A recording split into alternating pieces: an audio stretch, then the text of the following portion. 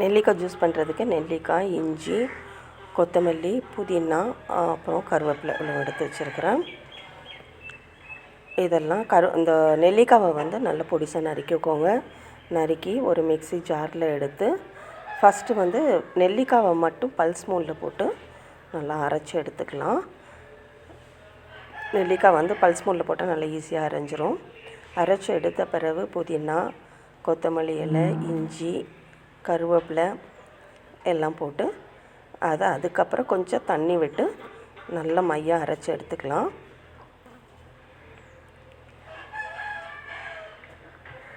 அரைச்சி எடுத்த பிறகு ஒரு வடிகட்டியில் வடிகட்டி அதுக்கப்புறம் தண்ணி வேணும்னா கொஞ்சம் தண்ணி விட்டு அதுக்கப்புறம் அதையும் நல்லா பிழிஞ்சு எடுத்துக்கிட்டால் நம்மளோட நெல்லிக்காய் ஜூஸ் ரெடி ஆகிட்டு.